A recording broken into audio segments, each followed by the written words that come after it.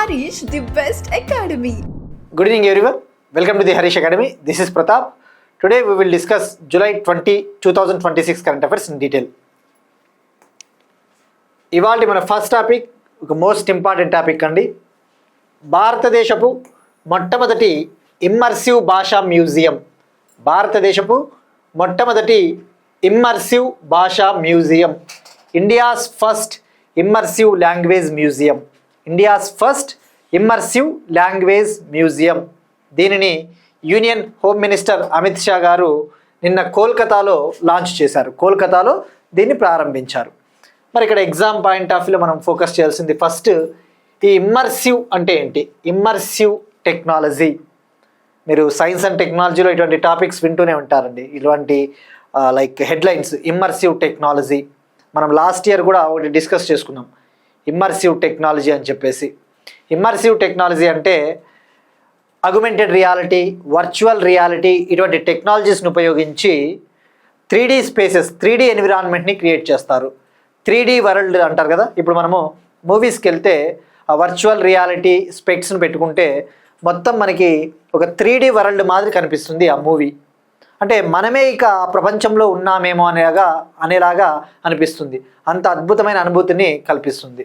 So అలాంటిదే లాంగ్వేజ్కి సంబంధించి ఇమ్మర్సివ్ లాంగ్వేజ్ మ్యూజియంని హోమ్ మినిస్టర్ అమిత్ షా గారు కోల్కతా, వెస్ట్ బెంగాల్లో ప్రారంభించారు. మరి ఏంటిది ఇది? దీని పేరేంటి? దీని పేరు వచ్చేసి శబ్దలోక్. శబ్దలోక్ ఇంగ్లీష్లో చెప్పాలి అంటే museum of word. Museum of word. దీన్ని ఎక్కడ ప్రారంభించారు? కోల్కతాలోని నేషనల్ లైబ్రరీ క్యాంపస్. కోల్కతాలోని నేషనల్ లైబ్రరీ క్యాంపస్. దీనిని అభివృద్ధి చేసినది, దీన్ని డెవలప్ చేసినది national library. National library culture ministry కింద ఉండే నేషనల్ లైబ్రరీ, సాంస్కృతిక మంత్రిత్వ శాఖ కింద ఉండే నేషనల్ లైబ్రరీ దీన్ని అభివృద్ధి చేసింది. మరి ఇక్కడ మీరు చూస్తే ఈ ఇమేజ్లో హోమ్ మినిస్టర్ అమిత్ షా గారు ఇక్కడ ఒక పుస్తకం లాంటిది ఉంది. ఏముంటాయి అసలు ఈ ఇమ్మర్సివ్ లాంగ్వేజ్ మ్యూజియంలో? మనకి జనరల్గా లైబ్రరీస్లో ఏముంటాయి? బుక్స్ ఉంటాయి. మనం వెళ్తే అక్కడికి వెళ్తే బుక్స్ని మనము చదువుకోవచ్చు. బుక్స్ని, న్యూస్ పేపర్స్ని, మన యొక్క వారసత్వ సంపదని, మన యొక్క భాషా సంపదని అక్కడ తెలుసుకోవచ్చు. కానీ ఈ మ్యూజియంలో ఏంటంటే టెక్నాలజీని ఉపయోగించి, ఇలాంటి వర్చువల్ రియాలిటీ, అగ్మెంటెడ్ రియాలిటీ ఇటువంటి టెక్నాలజీని ఉపయోగించి అక్కడ హోలోగ్రామ్స్ అటువంటి టెక్నాలజీని ఉపయోగించి మనము ఆ యొక్క ఎక్స్పీరియన్స్ని పొందవచ్చు. సో అది గుర్తుపెట్టుకుంటే సరిపోతుందండి. సో ఇది ఏముండదండి, నేను ఆస్పిరెంట్స్కి మళ్ళీ చెప్పేది ఒకటే అండి. కొంతమంది తెలుగులో అడుగుతున్నారు. తెలుగులో మనకి ఎలాగో మన వాట్సాప్ ఛానల్, టెలిగ్రామ్ ఛానల్లో పీడిఎఫ్ ఉంటుందండి. ఇక్కడ ఇంగ్లీష్ మీడియం ఆస్పిరెంట్స్కి హెల్ప్ అయ్యేలాగా మనము మ్యాటర్ని ఇక్కడ ఇవ్వడం జరుగుతూ ఉంది. అలాగే తెలుగు మీడియం ఆస్పిరెంట్స్కి సంబంధించి కూడా సందర్భం వచ్చినప్పుడు మనం తెలుగులో కూడా పెడతామండి కంటెంట్ని. కానీ ఏంటంటే తెలుగులో దాన్ని తెలుగులో కంటెంట్ని ప్రిపేర్ చేయాలి అంటే అది కొద్దిగా టాస్క్ అనేది కూడా చాలా టైం టేకింగ్. నేనే ఇవన్నీ స్లైడ్స్ ప్రిపేర్ అయ్యి చెప్పాలి కాబట్టి it will take lot of time. So దయచేసి అర్థం చేసుకోగలరు. క్లియర్గా తెలుగులో, మనం అచ్చ తెలుగులో క్లియర్గా చెప్తా ఉన్నాం కాబట్టి నీట్గా మీరు నోట్స్ రాసుకోవచ్చు. సో తెలుగు పీడిఎఫ్ అనేది మనకి వాట్సాప్ ఛానల్, టెలిగ్రామ్ ఛానల్లో అందుబాటులో ఉంటుందండి. సందర్భం వచ్చినప్పుడు తెలుగు కంటెంట్ కూడా నేను పెట్టడం జరుగుతుంది. బోత్ మనకి English medium aspirants, Telugu medium aspirants ఇద్దరికీ ఉపయోగపడాలన్నదే మన ముఖ్య ఉద్దేశం అండి. మనం ప్యూర్ ఇంగ్లీష్లో చెప్తా ఉంటే తెలుగు మీడియం అభ్యర్థులకు ఇబ్బంది అనుకోవచ్చు. చెప్పేది తెలుగే కాబట్టి తెలుగు మీడియం అభ్యర్థులు నీట్గా నోట్స్ రాసుకోవచ్చు. ఇంగ్లీష్ మీడియం ఆస్పిరెంట్స్కి స్క్రిప్ట్ హెల్ప్ అవుతుంది. తెలుగు మీడియం వాళ్ళకి మనకి పీడిఎఫ్ ఛానల్స్లో అవైలబిలిటీ ఉంటుంది మన టెలిగ్రామ్ ఛానల్లో. నెక్స్ట్ వన్, భారత్లో తొలి సింధూర్ గ్రామం. మీకు తెలుగు మీడియం ఆస్పిరెంట్స్ కోసం అప్పుడప్పుడు ఇలాంటి తెలుగు క్లిప్పింగ్స్ కూడా పెడతాం కాబట్టి మీకు ఇంకా ఈజీ అవుతుంది నోట్స్ రాసుకోవడం. భారత్లో తొలి సింధూర్ గ్రామం. India's first Sindoor gram. India's first Sindoor village. మరి సింధూర్ గ్రామాన్ని, భారతదేశంలో మొట్టమొదటి సింధూర్ గ్రామాన్ని బీహార్ డెవలప్ చేస్తూ ఉంది. మరి ఏంటి అసలు సింధూర్ గ్రామం అంటే ఏంటి? ఇక్కడ ఒక విలేజ్లో, బీహార్లోని ఒక విలేజ్లో మహిళలు సింధూర మొక్కల్ని నాటుతూ ఉన్నారు. సింధూర మొక్కల్ని సాగు చేస్తూ ఉన్నారు. వెర్మిలియన్ అంటారు కదా, వెర్మిలియన్. ఆ వెర్మిలియన్ ప్లాంట్స్ని కల్టివేట్ చేస్తూ ఉన్నారు. తద్వారా ఆ గ్రామీణ అభివృద్ధి, ఆ మహిళలకి ఆర్థికంగా చేయూతనిచ్చినట్టు అవుతుంది. ఈ సింధూర మొక్కలకు సంబంధించి ఆ వ్యవసాయ ఆధారిత ఉపాధిని ప్రోత్సహించినట్టు అవుతుందని చెప్పేసి బీహార్ వ్యవసాయ విశ్వవిద్యాలయము ఒక గ్రామాన్ని దత్తత తీసుకొని దేశంలోనే తొలి సింధూర్ గ్రామంగా అభివృద్ధి చేస్తూ ఉంది. రూరల్ ఏరియాస్లో, ముఖ్యంగా రూరల్ డెవలప్మెంట్ కోసము, రూరల్ ఏరియాస్లో ఉన్న ఉమెన్ ఎంపవర్మెంట్ కోసము, వాళ్ళకి agricultural based income opportunities, employment opportunities provide చేయాలి, కల్పించాలి అని చెప్పేసి బీహార్ అగ్రికల్చరల్ యూనివర్సిటీ ఒక విలేజ్ని అడాప్ట్ చేసుకునింది. మరి ఆ విలేజ్ పేరు వచ్చేసి రామాసి అనే ఒక గ్రామం అండి. ఇది బీహార్లోని బాగల్పూర్ డిస్టిక్లో ఉంటుంది. బీహార్లోని బాగల్పూర్ డిస్టిక్లో మరి ఇక్కడ ఏం చేస్తారు అంటే, అక్కడ మహిళలు ముఖ్యంగా సుమారుగా ఒక ఎకరా విస్తీర్ణంలో 7 నుంచి 8 నెలల వయసు గల 250 సీతా సింధూర మొక్కలను నాటారు. 1 ఎకర్లో నియర్లీ 250 సీతా సింధూర్ ప్లాంట్స్ని నాటారు. సో ఆ వెర్మిలియన్ నుంచి ఆ సింధూరాన్ని తయారు చేస్తారు. సో తద్వారా వాళ్ళకి ఏంటంటే employment opportunities. So India's first Sindoor village అంటే బీహార్ బాగల్పూర్ డిస్టిక్, రామాసి విలేజ్, రామాసి గ్రామము.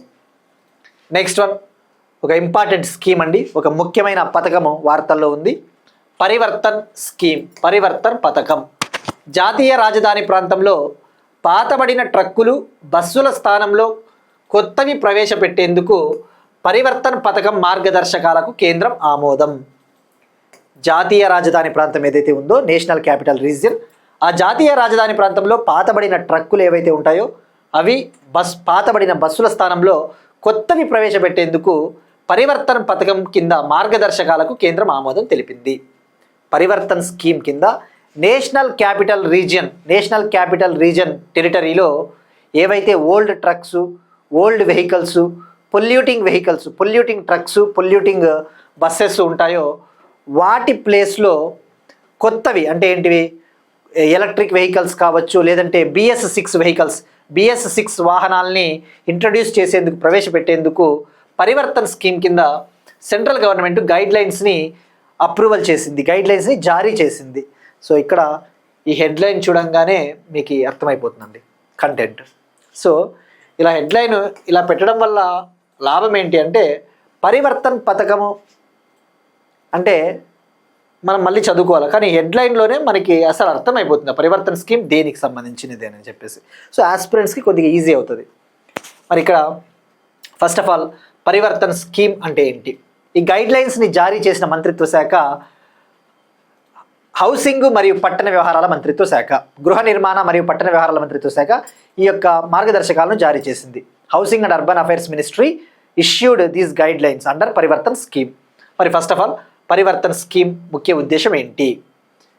ఇండియాలోని ముఖ్యంగా నేషనల్ క్యాపిటల్ రీజియన్ ప్రాంతం ఏదైతే ఉందో, జాతీయ రాజధాని ప్రాంతము అంటే ఏవొస్తాయి? జాతీయ రాజధాని ప్రాంతం అంటే రాజస్థాన్, హర్యానా, ఉత్తరప్రదేశ్లోని కొన్ని ప్రాంతాలు, న్యూఢిల్లీ ప్రాంతము, ఇవి నేషనల్ క్యాపిటల్ రీజియన్ ప్రాంతం అంటారు. ఇప్పుడు నేషనల్ క్యాపిటల్ రీజియన్ ఆ ఏరియా ఏదైతే ఉందో ఆ ఏరియాలో ఓల్డ్ ట్రక్స్ ఉంటాయి, పాతవి ట్రక్కులు, ఓల్డ్ బస్సెస్ ఉంటాయి. ఆ ఓల్డ్ బస్సెస్ ఇవి కాలుష్యాన్ని ఎక్కువగా విడుదల చేస్తూ ఉంటాయి.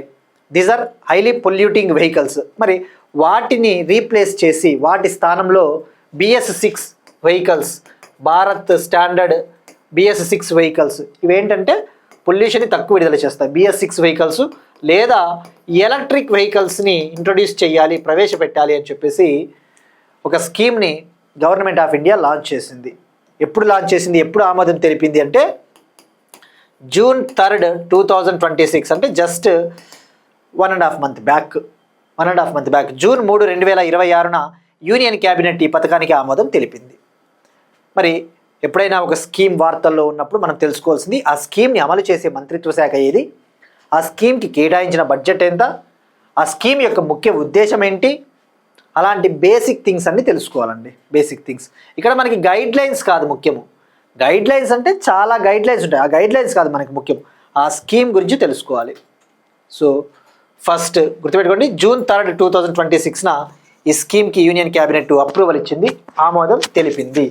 ఏ ప్రాంతానికి గుర్తుపెట్టుకోండి, దేశమంతా కాదు. అట్లా కూడా అడుగుతాడు, ఈ పథకం దేశమంతా వర్తిస్తుందంటే కాదు, కేవలం Delhi national capital region territory అంటే ఢిల్లీతో పాటు ఉత్తరప్రదేశ్లోని కొన్ని ప్రాంతాలు, రాజస్థాను, హర్యానా, అంటే ఇక్కడ మొత్తం స్టేట్లంతా రావు, ఆ రాష్ట్రాల్లోని కొన్ని ప్రాంతాలను తీసుకొని రాజధానిగా అభివృద్ధి చేస్తారు కదా. ఇప్పుడు మన తెలుగు రాష్ట్రాల్లో కూడా ముఖ్యంగా మన ఆంధ్రప్రదేశ్లో రాజధాని గురించి మన ప్రతిపక్ష నేత కావచ్చు, ఆంధ్రప్రదేశ్ చీఫ్ మినిస్టరు కొన్ని కామెంట్లు చేస్తూ ఉన్నారు.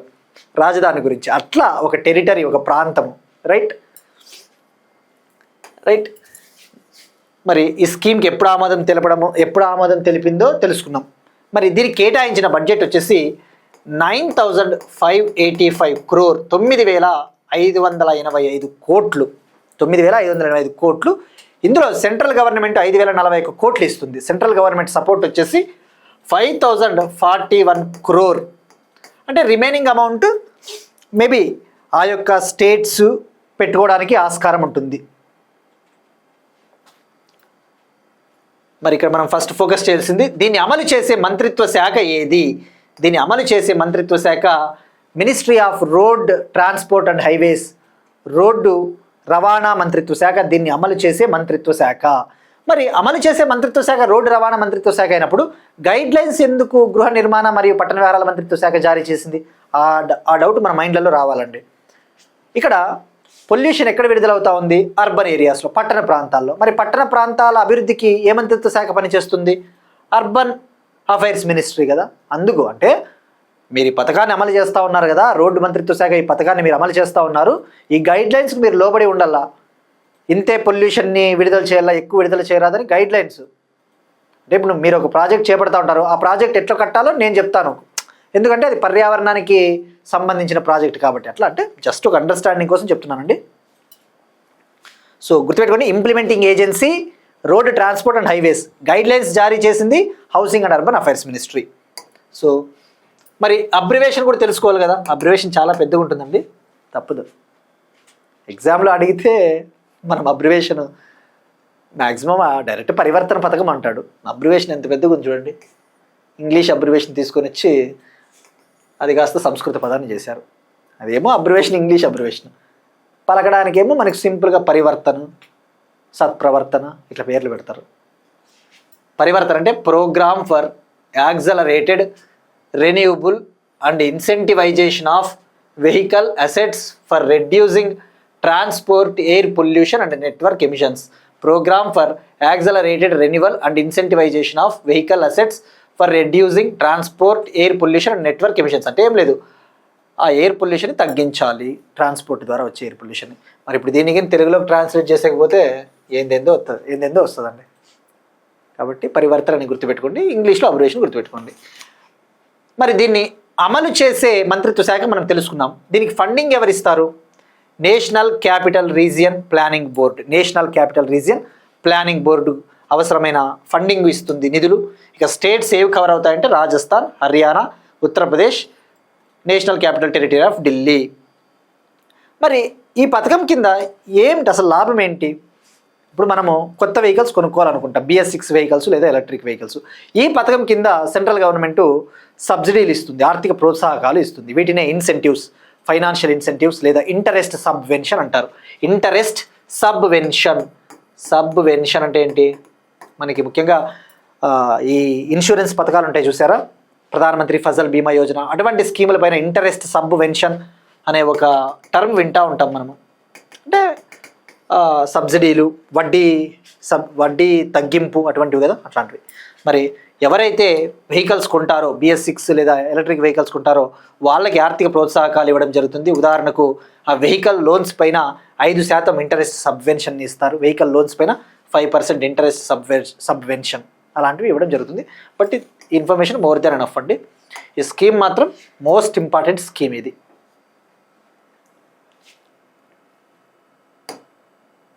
Next one,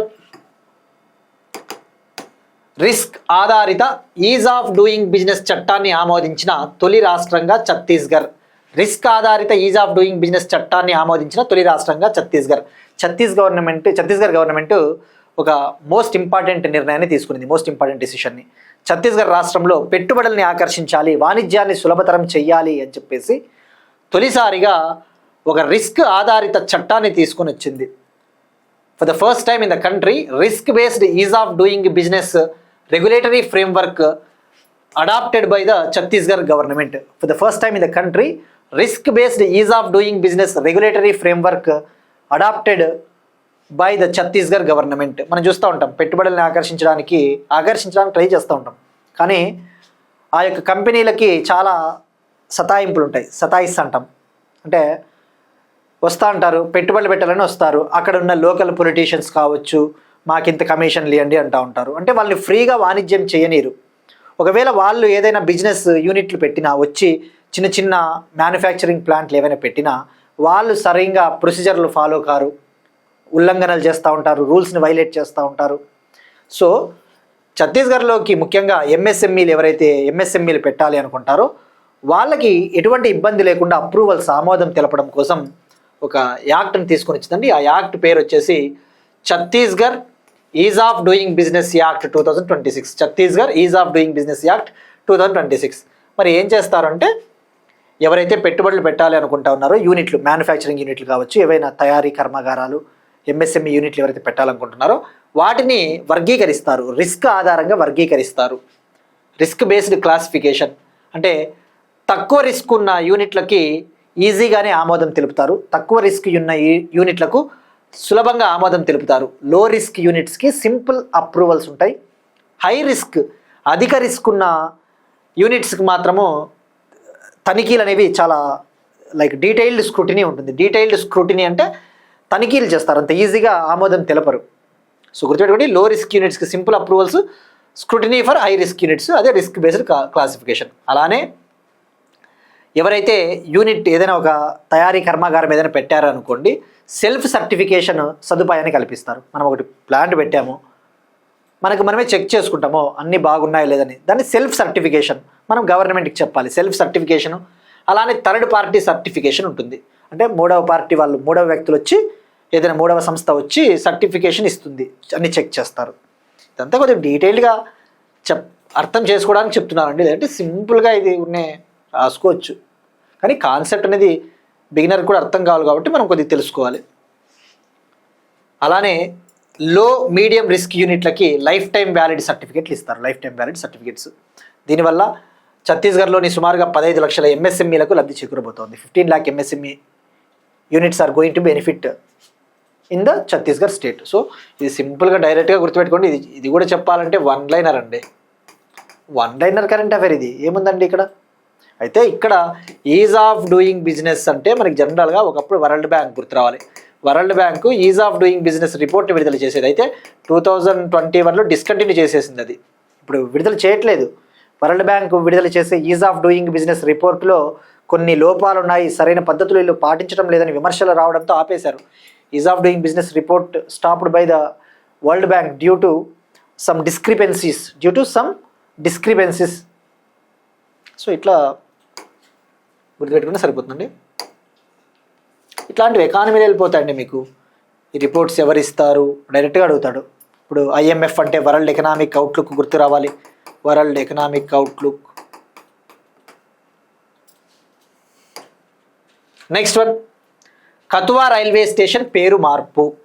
Kathua railway station పేరును మార్చిన northern railway Kathua railway station నేమ్ని చేంజ్ చేసింది. మరి కతువా రైల్వే స్టేషన్ ఎక్కడుందంటే జమ్మూ అండ్ కాశ్మీర్, జమ్మూ డివిజన్లో ఉన్న కతువా రైల్వే స్టేషన్ పేరును నార్థన్ రైల్వే మార్చింది.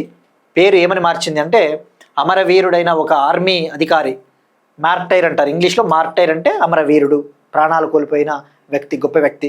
మరి ఆయన పేరుని పెట్టడం జరిగింది. ఆయన పేరు వచ్చేసి captain Sunil Kumar Chaudhary Kathua railway station. Captain Sunil Kumar Chaudhary Kathua railway స్టేషన్గా నేమ్ చేంజ్ చేయడం జరిగిందండి. ఇది కూడా వన్ లైనర్ కరెంట్ అఫైర్.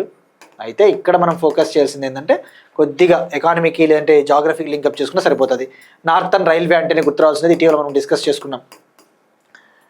భారతదేశపు మొట్టమొదటి hydrogen train, India's first hydrogen ట్రైన్ని ఎవరు నిర్వహిస్తారు, ఎవరు దాన్ని మేనేజ్ చేస్తారు, దాని కార్యకలాపాలను ఎవరు మొత్తం పర్యవేక్షిస్తారు అంటే northern railway will handle the India's first hydrogen train. ఎక్కడి నుంచి ఎక్కడి వరకు ఉంది?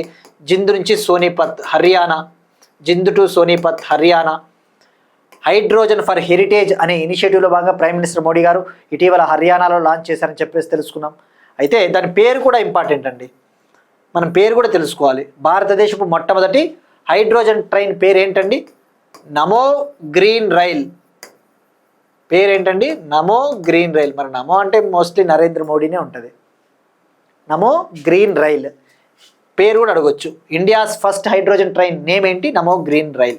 భారతదేశ్ మొట్టమొదటి గ్రీన్ హైడ్రోజన్ ట్రైన్ పేరు నమో గ్రీన్ రైల్. ఇది చాలా సో అట్లా అండి. లింకప్ అనేది ఎలాగో ఉంటుంది, మన కరెంట్ అఫైర్స్ ఎవరైతే చూస్తూ ఉంటారో ఏదైనా ఒక టాపిక్ వచ్చినప్పుడు, సందర్భం వచ్చినప్పుడు నేను ఎట్లా లింక్ చేసుకోవాలో ఆ లింకప్ చేయడానికి నేను ట్రై చేస్తానండి. సో మరి ఇక్కడ మళ్ళీ ఇప్పుడు రైల్వేస్ వచ్చింది కాబట్టి ఇండియాలో రైల్వే జోన్స్ ఎన్ని ఉన్నాయండి? 18 రైల్వే జోన్స్ కదా. 18వ రైల్వే జోన్ ఏదండి? మనం డిస్కస్ చేసుకున్నాం జూన్ నెలలో. ఎవరైతే చూడని వాళ్ళు ఉంటారో, పేపర్ ఫాలో అవ్వని వాళ్ళు ఉంటారో, కరెంట్ అఫైర్స్ చూడడానికి అంత ఆసక్తి ఉండని వాళ్ళు ఉంటారో, కరెంట్ అఫైర్స్ వారంకి ఒకసారి 10 రోజులకు ఒకసారి చూసే వాళ్ళకు ఉంటారో అట్లా వాళ్ళకి తప్పకుండా ఇట్లాంటివి వెళ్ళిపోతుందండి. 18th రైల్వే జోన్ ఏదండి ఇండియాలో? South Coast railway zone. South Coast railway zone వచ్చేసి భారతదేశపు 18వ రైల్వే జోను. ఇటీవలే దీన్ని లాంచ్ చేశారు. Head quarters Visakhapatnam, Andhra Pradesh. మరి ఇది ఎప్పటి నుంచి అమల్లోకి వచ్చింది, ఎప్పటి నుంచి ఆపరేషన్లోకి వచ్చిందంటే జూన్ 1, 2026. జూన్ 1, 2026 నుంచి పూర్తి స్థాయిలో ఇది అమల్లోకి వచ్చింది. South Coast railway zone, right. ఇదే అండి నార్థన్ రైల్వే పేరు మార్చింది, కతువా రైల్వే స్టేషన్ గుర్తుపెట్టుకోండి, జమ్మూలో.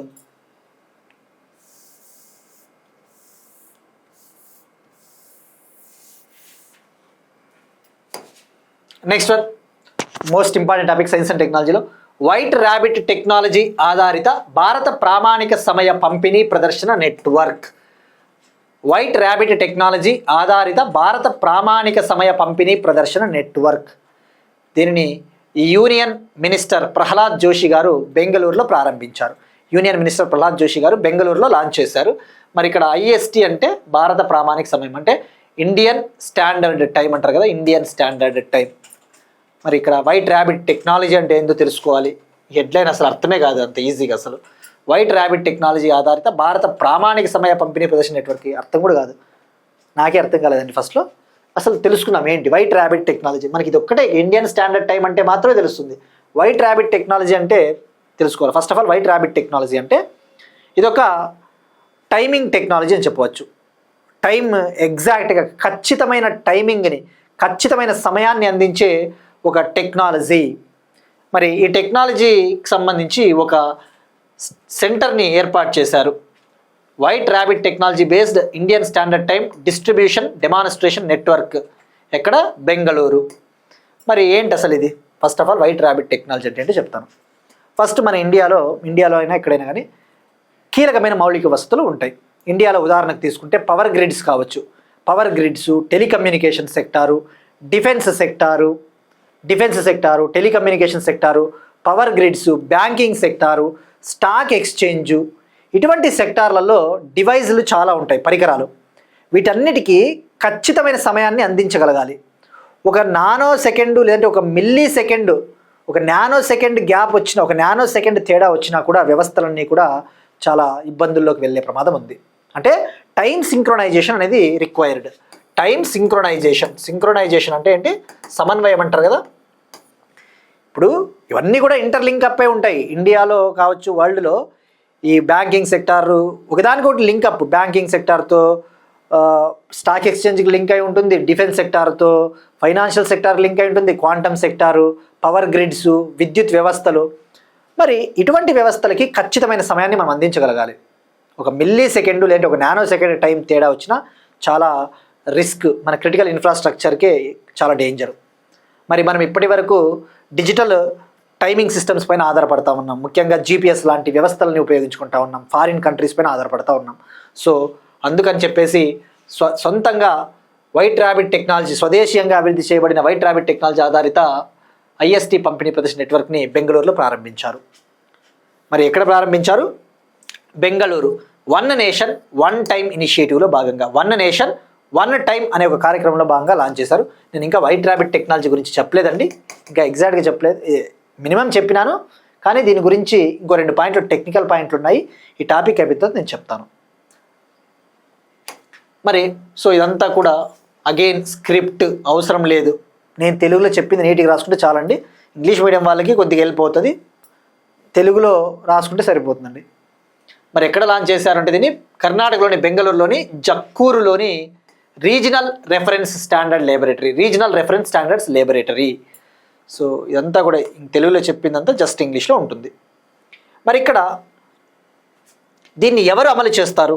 దీన్ని అమలు చేసే ప్రాజెక్ట్ని అమలు చేసే నోడల్ ఏజెన్సీ వచ్చేసి కన్జ్యూమర్ అఫైర్స్ మంత్రిత్వ శాఖ, వినియోగ వ్యవహారాల మంత్రిత్వ శాఖ. దాని కింద ఉండే లీగల్ మెట్రాలజీ డివిజన్ దీన్ని అమలు చేసే నోడల్ ఏజెన్సీ.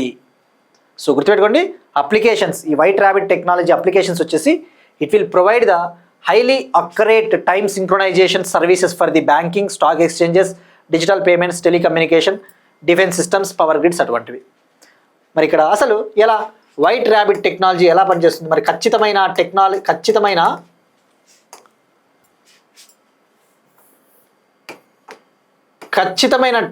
టైమింగ్ సర్వీస్ని ఎట్లా అందిస్తుంది? ఇది ఈథర్నెట్ ఆధారంగా పనిచేస్తుంది. ఈ పాయింట్స్ మీకు యూపీఎస్సి సైన్స్ అండ్ టెక్నాలజీలో వెళ్ళిపోతాయండి, గ్రూప్ 1 గ్రూప్ 2కి. ఎట్లా అడుగుతారంటే ఇది కరెంట్ అఫైర్స్ వార్తల్లో ఉంది కాబట్టి క్రింది వాటిలో వైట్ ర్యాబిట్ టెక్నాలజీకి సంబంధించి ఏవి నిజం అంటాడండి, అడిగాడు గతంలో. క్రింది వాటిలో బ్లాక్ చైన్ టెక్నాలజీకి సంబంధించి ఏమి నిజం అన్నాడు, అడిగిన సందర్భాలు ఉన్నాయి. సో ఇది ఈథర్నెట్ ఆధారంగా పనిచేస్తుంది, ఈథర్నెట్ బేస్డ్ నెట్వర్క్. ఈథర్నెట్ ఎక్కడ చదువుతారండి మీరు? ఎవరైతే computer networks, electronics communication engineering బీటెక్లో చదివి ఉంటారో, ఈసీఈ ట్రిప్లీలో మ్యాక్సిమం రాకపోవడానికి అది రాకపోవచ్చు, బట్ ఈసీఈ కంప్యూటర్ నెట్వర్క్స్, ముఖ్యంగా సిఎస్సి అటువంటి వాళ్ళు చదివినప్పుడు ఈ కంప్యూటర్ నెట్వర్క్స్ అనే ఒక పుస్తకం చదువుతారు, కంప్యూటర్ నెట్వర్క్స్. అందులో Ethernet, local area network, wide area network, van, Bluetooth ఇవన్నీ చదువుతారు. ఈథర్నెట్ అంటే ఇది ఒక కేబుల్ బేస్డ్, ఇది ఒక నెట్వర్క్. ఈ లోకల్ ఏరియా నెట్వర్క్ ఉంది కదా, ల్యాన్ నెట్వర్క్ అంటారు కదా, ఈ ల్యాన్ నెట్వర్క్ను ఉపయోగించి కంప్యూటర్స్ని కావచ్చు, రూటర్లు, మనము వైఫై రూటర్లు ఉపయోగిస్తాం కదా, రూటర్లు, ఆ స్విచ్లు, ఇటువంటి వాటిని అన్నింటినీ కూడా కనెక్ట్ చేయాలి అంటే కేబుల్స్ అవసరం, కేబుల్స్. సో కేబుల్ బేస్డ్ ఇది వైర్డ్, గుర్తుపెట్టుకోండి, ఇది వైర్డ్ నెట్వర్క్, వైర్స్ ఉపయోగిస్తారు, కేబుల్స్, ఆప్టికల్ ఫైబర్స్ అటువంటివి. సో ఈథర్నెట్ బేస్డ్ ఏంటి వైట్ ర్యాబిట్ టెక్నాలజీ అనేది ఒక డిజిటల్ క్లాక్ టైప్, ఇది డిజిటల్ క్లాక్ టైపు. సో ఇదంతా కూడా మీకు వెళ్ళిపోతాయండి. మరి దీన్ని ఎవరు డెవలప్ చేశారు? అయిపోలేదు కదా, ఇంకా అయిపోలేదండి. ఆస్పిరెంట్స్కి నేను దయచేసి మళ్ళీ చెప్తా ఉన్నా, నీట్గా వినండి. 35 to 40 మినిట్సే కాబట్టి మన క్లాసు, ప్రతి పాయింట్ కూడా ఏదో ఒక విధంగా వెళ్ళిపోతుందండి. దీనికి నేను గ్యారంటీ ఇస్తాను. మరి వైట్ ర్యాబిట్ టెక్నాలజీని ఎవరు డెవలప్ చేశారు అంటే, ఒరిజినల్గా దీన్ని డెవలప్ చేసింది సెర్న్.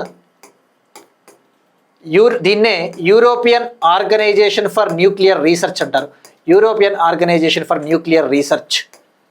ఈ సెర్న్ అంటే ఇది యాక్చువల్లీ ఒక physical lab, particle physics laboratory. Particle physics ఉంటాయి కదా, డార్క్ మ్యాటర్, గాడ్ పార్టికల్, అవన్నీ చదువుతాం కదా మనం జనరల్గా ఫిజిక్స్లో.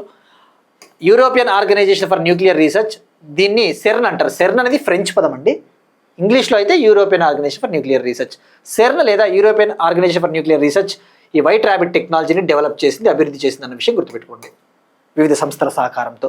మరి సెర్న్కి హెడ్ క్వార్టర్స్ ఎక్కడుందంటే జెనీవా, స్విట్జర్లాండ్ అండి. స్విట్జర్లాండ్లో సెర్న్ యొక్క హెడ్ క్వార్టర్స్, ప్రధాన కార్యాలయం. సో ఇది ఇన్ఫర్మేషన్ మోర్ దెన్ ఎనఫ్ అండి. మరి దీన్ని ఇండియాలో లాంచ్ చేశారు కదా, ఈ యొక్క సెంటర్ని ఎవరి సహకారంతో డెవలప్ చేశారంటే ఈ కన్జ్యూమర్ అఫైర్స్ మినిస్ట్రీతో పాటు, ఈ వినియోగదారుల వ్యవహారాల మంత్రిత్వ శాఖతో పాటు సిఎస్ఐఆర్కు చెందిన నేషనల్ ఫిజికల్ లేబొరేటరీ, ఇస్రో సంస్థ, బిఎస్ఎన్ఎల్, అలానే సెబీ అవసరమైన సపోర్ట్ని, అవసరమైన మద్దతుని అందించడం జరిగిందండి. సో గుర్తుపెట్టుకోండి, స్వదేశీయంగా డెవలప్ చేశారు, ఇండిజినస్గా డెవలప్ చేశారు. నెక్స్ట్ వన్, డిఫెన్స్ సెక్టార్కి సంబంధించి Indian coast guard ship Aruna Asaf Ali సేవలకు సెలవిక. మరి ఇటువంటి షిప్స్ వార్తల్లో ఉంటాయి, యుద్ధ నౌకలు కావచ్చు, స్టెల్త్ ఫ్రిగేట్స్ అటువంటివి. మరి ఇండియన్ కోస్ట్ గార్డ్ షిప్, భారత తీర గస్తీకి సంబంధించిన ఒక నౌక ఐసీజీఎస్ అరుణా అసఫ్ అలీ రిటైర్ అయ్యింది. అంటే ఇక దాన్ని డీకమిషన్ చేశారండి. డీకమిషన్ అంటే దాని సేవల నుంచి ఇక మినహాయించారు, దాని సేవల్ని ఉపయోగించరు, దాని సర్వీసెస్ని యూజ్ చేసుకోరు. దాన్నే డీకమిషన్డ్ అంటారు. కమిషన్డ్ అంటే తీసుకోవడము, సేవల్లోకి తీసుకోవడం కమిషన్డ్ అంటారు. మరి Indian coast guard ship ICGS ship Aruna Asaf Ali, ఇది విశాఖపట్నంలో దీన్ని రిటైర్ చేశారండి. మరి ఏంటిది? ఇది సింపుల్గా మనం తెలుసుకోవాల్సింది, ఐసీజీఎస్ అరుణా అసఫ్ అలీ అనేది ఇది ఒక ఫాస్ట్ ప్యాట్రల్ వెజల్, తీర గస్తీ నౌక. ఈ యొక్క మన తీరాన్ని గస్తీ చేయడానికి కోసం ఈ యొక్క సీ వాటర్స్ని ఎప్పటికప్పుడు గస్తీ సర్వైలెన్స్ ఆపరేషన్స్ కోసం ఉపయోగిస్తారు. ఫాస్ట్ ప్యాట్రోల్ వెజల్, నేను చాలాసార్లు చెప్పినండి, ప్యాట్రోలింగ్ అంటే గస్తీ. ఇప్పుడు కదా మనకి సిటీలలో పోలీసులు ప్యాట్రోలింగ్ చేస్తుంటారు కదా, అదే ఫాస్ట్ ప్యాట్రోల్ వెజల్. మరి ఎక్కడ డీకమిషన్ చేశారు దీన్ని? ఎక్కడ డీకమిషన్ చేశారంటే విశాఖపట్నం. మరి ఇక్కడ అరుణా అసఫ్ అలీ అంటే ఎవరండి? మోడర్న్ హిస్టరీ ఎవరైతే చదివి ఉంటారో వాళ్ళకి ఐడియా వస్తుంది. అరుణా అసఫ్ అలీ, ఈమె ఫ్రీడమ్ ఫైటర్ కదా, స్వాతంత్ర సమర యోధురాలు, గ్రాండ్ ఓల్డ్ లేడీ ఆఫ్ ఇండియాగా పిలుస్తారు ఈమెని, grand old lady of India. మరి ఫస్ట్ మనం తెలుసుకోవాల్సింది ఈ ఐసీజీఎస్ అరుణా అసఫ్ అలీ ఎవరు డెవలప్ చేశారు, ఎవరు తయారు చేశారు అటువంటి తెలుసుకోవాలండి.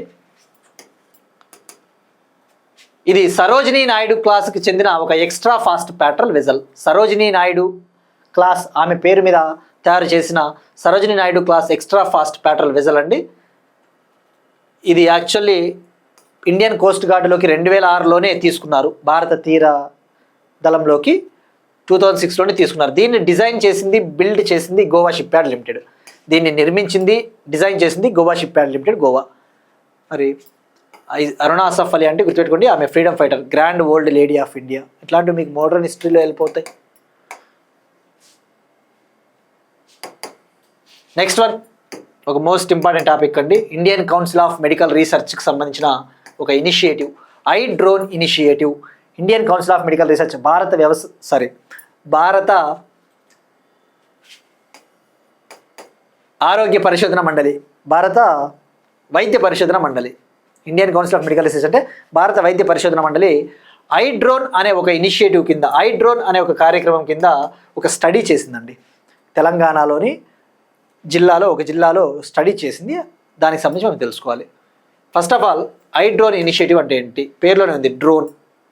మనం చూస్తూ ఉన్నాం డ్రోన్స్ని అన్ని రంగాల్లో ఉపయోగిస్తూ ఉన్నారు, agriculture sector, medical sector, everywhere.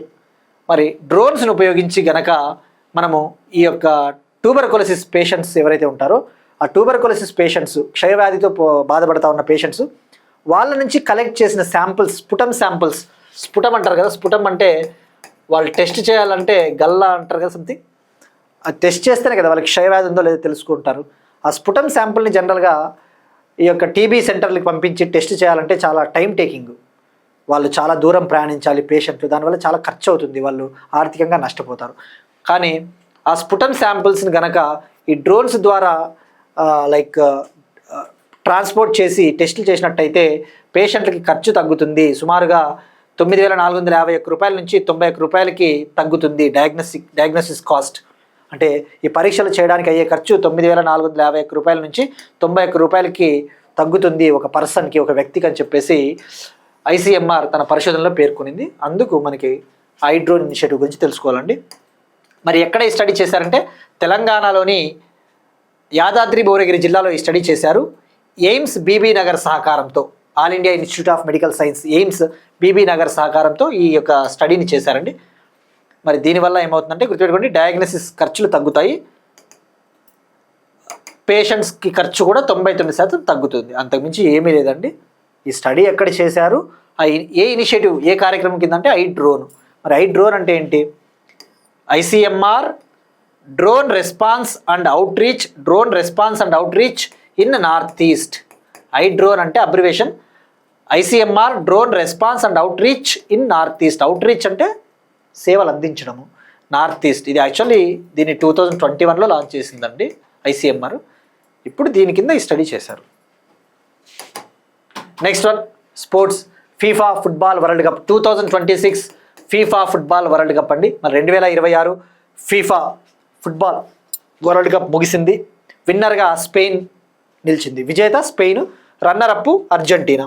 ఫైనల్లో అర్జెంటీనాని 1-0 తేడాతో ఓడించింది, 1-0 తేడాతో. మరి ఇక్కడ మనం ఫస్ట్ ఫోకస్ చేయాల్సింది విన్నర్ టీమ్ క్యాప్టెన్.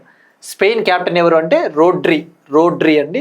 మరి పూర్తి పేరు వచ్చేసి రోడ్రిగో హెర్నాండెజ్ కెస్కంటే. సో క్యాప్టెన్ కూడా గుర్తుపెట్టుకోండి, విన్నింగ్ క్యాప్టెన్.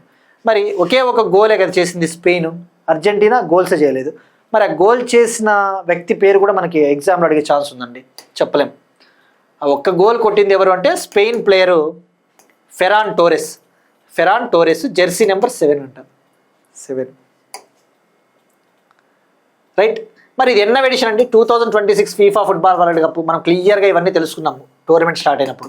ఇది 23rd ఎడిషన్, 23వసారి జరిగిన టోర్నమెంటు. ఎక్కడ జరిగింది? కెనడా, అమెరికా, మెక్సికోలో జరిగింది. 3 కంట్రీల్లో జరిగింది. Canada, USA, Mexico. Canada, America, Mexico. మరి ఇక్కడ కెనడా, అమెరికా అంటే యుఎస్ఏ అండి, యునైటెడ్ స్టేట్స్ ఆఫ్ అమెరికా. ఎందుకు నేను ఇంత చెప్తున్నా అంటే కొంతమంది ఆస్పిరెంట్స్ సరిగా అప్డేట్ లేరు. నిన్న మనము టాపిక్ చెప్పుకున్నాం నేషనల్ ఈ విధాన అప్లికేషన్ గురించి. అందులో 28 రాష్ట్రాలు, 8 యూటీలు అని చెప్పాం. కొంతమంది కామెంట్ చేశారు 28 రాష్ట్రాలు ఏంటి, తెలంగాణను మర్చిపోయారా అన్నారు. వాళ్ళు అప్డేట్ లేరేమో. జమ్మూ అండ్ కాశ్మీర్కి అంతకుముందు ఉన్న రాష్ట్ర హోదాను తొలగించి యూనియన్ టెరిటరీ చేశారు. అది అప్డేట్ కాలేదనుకుంటాను ఆస్పిరెంట్ ఎవరో. సో ఇప్పుడు ఉండేది 28 రాష్ట్రాలే అండి. జమ్మూ కాశ్మీర్కి రాష్ట్ర హోదాను తొలగించారు. ఆస్పిరెంట్ వాళ్ళు అప్డేట్ అవ్వండి. సో ఇట్లా సిల్లీ మిస్టేక్లు కొంతమంది ఆస్పిరెంట్స్ చేస్తూ ఉంటారు. అది కామన్, అందరూ చేస్తూ ఉంటారు. కాబట్టి మనం సవరించుకుంటే సరిపోతుంది. So United States of America or America, right, 23rd edition, 23సారి జరిగింది. మరి ఇక్కడ మనం తెలుసుకోవాల్సింది ఎవరు బెస్ట్ ప్లేయరు అలాంటివి తెలుసుకోవాలండి. Golden boot award France captain Kylian ఎంబాపేకి వచ్చిందండి. Golden boot award France footballer Kylian ఎంబాపేకి వచ్చింది. గోల్డెన్ బూట్ అంటే ఈ టోర్నమెంట్లో అత్యధిక గోల్స్ చేసిన వ్యక్తి. ఎవరు? ఫ్రాన్స్కు చెందిన కిలియన్ ఎంబాపే. ఎన్ని గోల్స్ చేశాడు ఈ ఫిఫా ఫుట్బాల్ వరల్డ్ కప్లో? 10 గోల్స్ చేశాడు. అత్యధికంగా 10 గోల్స్ ఈ ఫిఫా వరల్డ్ కప్లో. సెకండ్ ప్లేస్లో మెస్సీ ఉన్నాడు, 8 గోల్స్. Argentina player Messi. మరి గోల్డెన్ బాల్ అవార్డు స్పెయిన్కు చెందిన రోడ్రీ కెప్టెన్. అంటే గోల్డెన్ బాల్ అంటే ఓవరాల్గా టోర్నమెంట్లో బెస్ట్ ప్లేయర్కి ఇచ్చే అవార్డు. బెస్ట్ ప్లేయర్కి golden ball Rodri Spain. Golden boot అంటే అత్యధిక గోల్స్ చేసిన ప్లేయర్కి కిలియన్ ఎంబాపే ఫ్రాన్స్.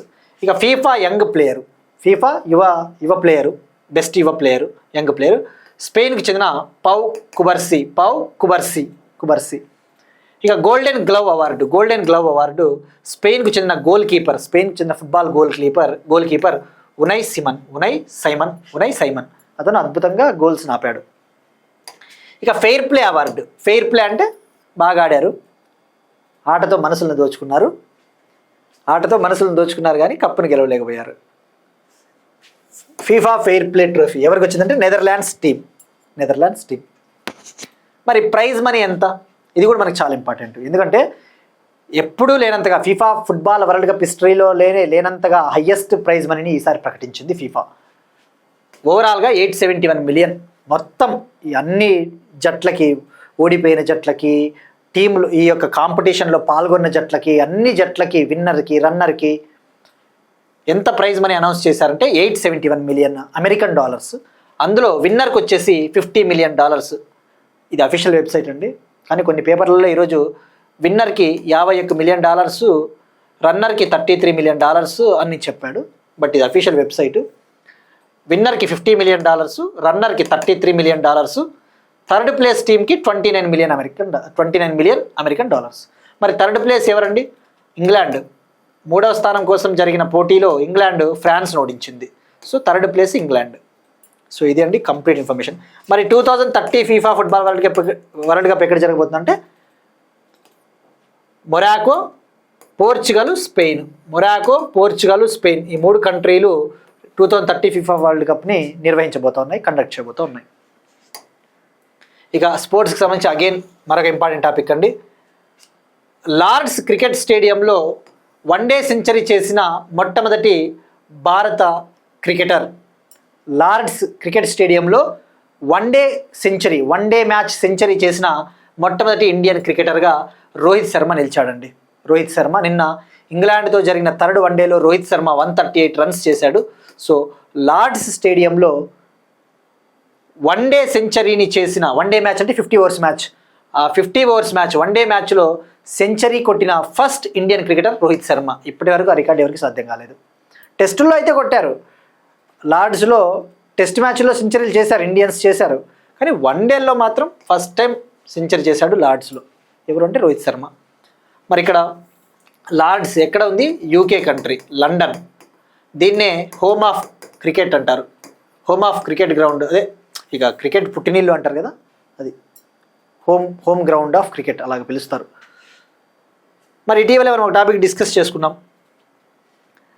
ఇటీవల లార్డ్స్ క్రికెట్ చరిత్రలో లార్డ్స్ 142 ఇయర్స్ హిస్టరీలో ఫస్ట్ టైం ఉమెన్ క్రికెటర్స్ మధ్య ఒక టెస్ట్ మ్యాచ్ జరిగింది.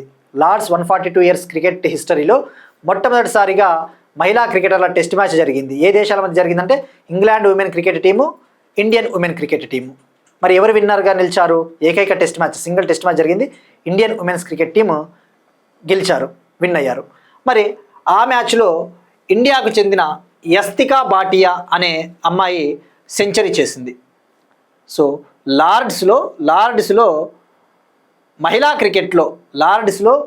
క్రికెట్లో టెస్ట్ సెంచరీ చేసిన ఏకైక player Yastika Bhatia from India. జరిగిందే ఒక మ్యాచ్ లార్డ్స్లో ఉమెన్ క్రికెట్ టెస్ట్ మ్యాచ్, ఆ అమ్మాయి రికార్డ్ సృష్టించింది. మనం డిస్కస్ చేసుకున్నామండి. ఇది కూడా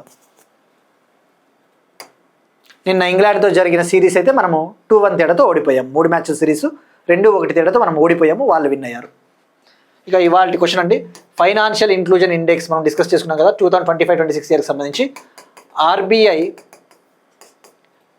రిలీజ్ చేసింది ఫైనాన్షియల్ ఇంక్లూజన్ ఇండెక్స్ని. మరి 2025-26లో ఇండియా యొక్క స్కోర్ ఎంత? Financial inclusion score.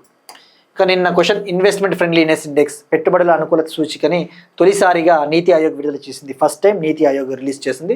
Top states వచ్చేసి టాప్ 3 వచ్చేసి Gujarat, second place Maharashtra, third Tamil Nadu, 4th Goa, 5th Odisha. Andhra Pradesh rank 8th, Telangana 13th ప్లేస్లో ఉంది. So these are today's current affairs అండి. Will meet you again tomorrow and thank you everyone.